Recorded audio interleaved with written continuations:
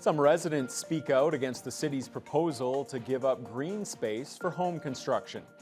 Good evening and thank you for joining us. Residents in several neighborhoods with parkettes are fighting back against the city's plan to sell those lots to developers. The plan was announced by the Realty Services Division earlier this week to help meet Thunder Bay's ambitious housing target. Nev Van Pelt spoke with some of the property owners and she joins us in studio. Nev, how has the public responded to the proposal? Haley, city officials are giving neighboring residents a chance to provide feedback ahead of their presentation to council on June 3rd.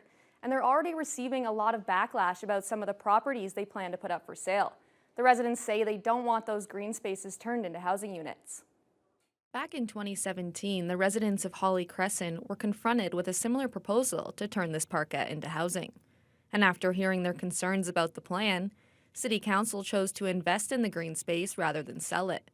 Longtime resident of Holly Crescent, Barb Crow, says everyone in the neighborhood is frustrated this is happening again, and they've been contacting city councilors about their concerns. There were, so many different quotes from Corey Halverson and some of the others at the time who saw the need for these green spaces, and it is essentially part of the city's mandate also with greening the city and that, and yes, we do have to do, the intensification and urban infill, but there are so many streets that end in dead ends, and why take away the parkettes when they add so much to the life of the city? Out of the 8 pieces of land being considered, 6 are parkettes. Crow believed 100% of the Holly Crescent neighborhood didn't support the city's plans, and after polling Thornlow Drive, resident of that neighborhood, Nathan Hewitson, says he found unanimous opposition of the city's proposal. The neighborhood's 50 years old. Nothing is going to conform to,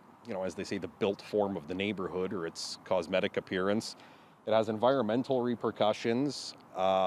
It seems odd to be developing green space in other areas of town and then trying to ruin it in others.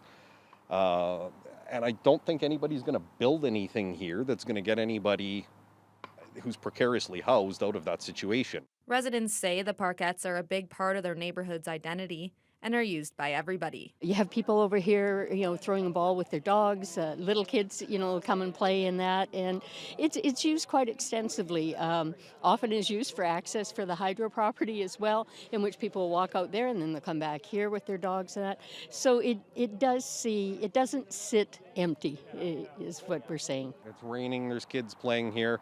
They're playing on a park on the other side of the neighborhood. It just doesn't make any sense to infill it with housing. The city's Realty Services Division will continue to take in feedback from the public, and a synopsis will be provided to council during their presentation on June 3rd. Nev Van Pelt, TBT News.